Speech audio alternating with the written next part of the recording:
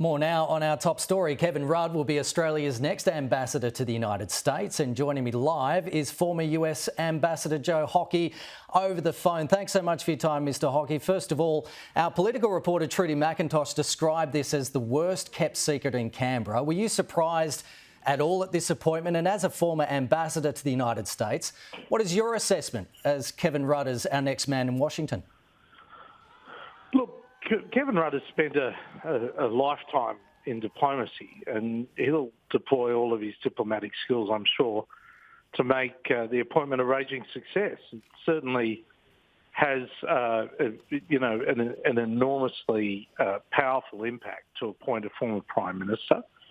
And, of course, the United States, in sending Caroline Kennedy to Australia, has elevated the post here. So it's good for diplomacy, it's good for Australia, and I'm sure the Americans will give him a warm welcome. He's the first former Prime Minister to be Ambassador or High Commissioner since Stanley Melbourne Bruce, Australia's 8th Prime Minister. Is there any danger, given his experience of being in charge, that he becomes an alternative foreign minister, or do you just see it as a positive that he was a former Prime Minister? Well, whether you're a former Prime Minister or a former Treasurer or a former Deputy Prime Minister like Kim Beazley, the fact is that the starting point in Washington, D.C. is people will want to meet you. They want to meet and want to know two things: that the ambassador has real political experience and knows exactly what people in Congress go through to get elected and understands the political system in the United States. So that's number one, and that's very important. And number two, he will get a warm welcome because he is Australia's representative in Washington, D.C. And they will want to know that he has a direct line of communication to the Prime Minister. And, of course, Kevin Rudd does, as I did with Malcolm Turnbull and Scott Morrison, and as Kim Beazley did with the various Prime Ministers he worked with. Well, one of the duties of the ambassador is to greet ministers, as you know, welcome them to Washington, D.C. Is he going to be happy to carry the bags of Anthony Albanese and other ministers, do you think? Yeah, it's always a moment of humility, and it just takes a little bit of personal judgment. But I'll be quite interested if he does what I have to do, and when the minister is visiting town, make sure they get around and get all the meetings that they require. Is there anything that you used to do that you think Kevin Rudd would be uncomfortable in doing? Oh, we can all be uncomfortable from time to time in the tasks we have to undertake. But look, he'll be fine. I mean, as a former Prime Minister, and he won't be the only former Prime Minister who's become a diplomat in Washington, D.C. I mean, Washington, D.C. is the modern Rome. And of course, in order to be heard, you need to have someone that has is respected, someone that has a bit of bravado about them, that is prepared to smash down the closed doors. Now, Kevin Rudd has that capability. He does understand America as well. I mean, he's lived there recently for a few years. It's just going to be a balance, and no matter, you've got to put aside your prejudices, you've got to put aside your bias, and he'll be strongly supported by the embassy team, but also by others based in Washington, D.C., like myself, and former, ambassadors like Michael Thorley and a range of others. I mean, we all come together and put Australia first. Joe Hockey, I just want to read you a bit from your 2022 diplomatic memoir.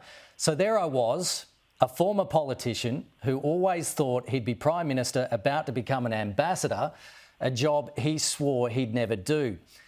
Would Kevin Rudd have sworn he'd never do this? That's a great question. You'll need to put it to Kevin Rudd. And look, I'm sure he'll do plenty of interviews about it. But it is one of the great jobs. I mean, it is after Governor General, it's the most significant appointment a Prime Minister makes, and frankly, it can go awfully wrong. as it did for a lot of countries when Donald Trump was president of the United States. But if you make a good fist of it, it can go incredibly well. And I'm sure that Kevin Rudd has enough humility to be able to, take good advice from lots of people, but also at the same time have the courage of his convictions to put Australia first. Will he have to tone down or even turn off his vocal public commentary once he's in the role? He's been quite a vociferous critic of News Corp.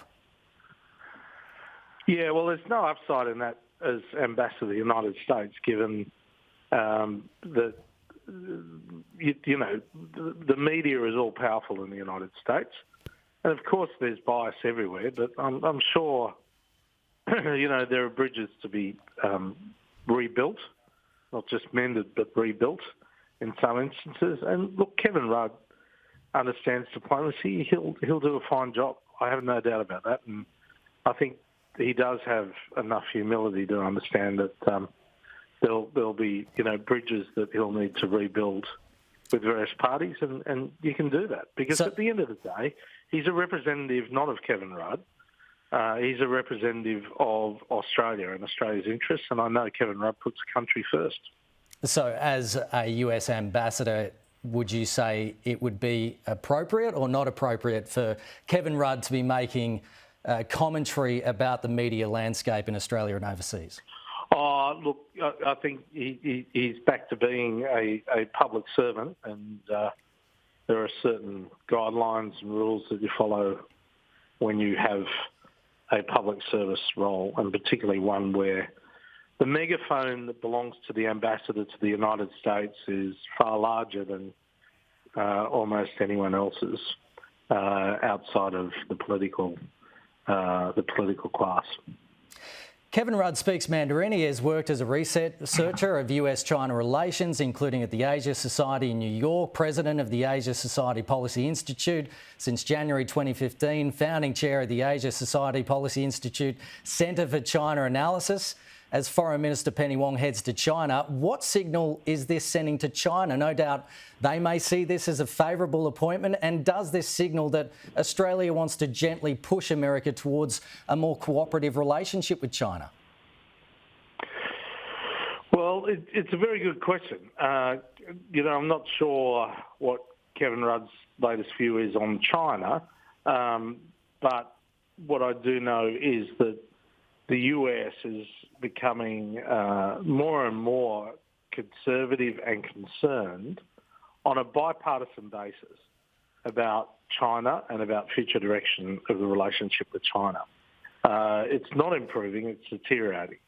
And Australia has a role to play. And in that sense, Anthony Albanese has made a pretty clever appointment with Kevin Rudd in that he's sending someone that does have a deep understanding of China, which will give Kevin Rudd the opportunity to have meetings immediately with very senior people, not just in the administration but in the Congress.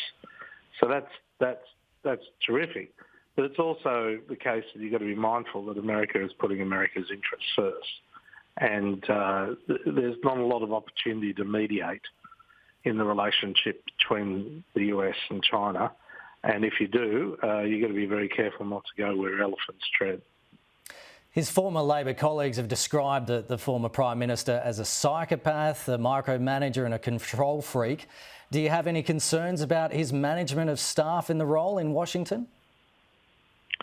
Well, the one thing you can be sure of is if you treat people badly, that everyone finds out about it. So whether it's Kevin Rudd or anyone else, you just can't treat people badly in the public service, and certainly not in the diplomatic mission. It is a very big mission.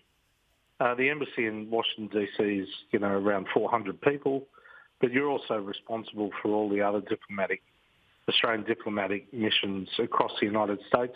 And at the end of the day, military personnel. You have a lot of military personnel working in Australian military personnel working in the United States. So it's not just about Washington, D.C. The job is really about the whole of the United States.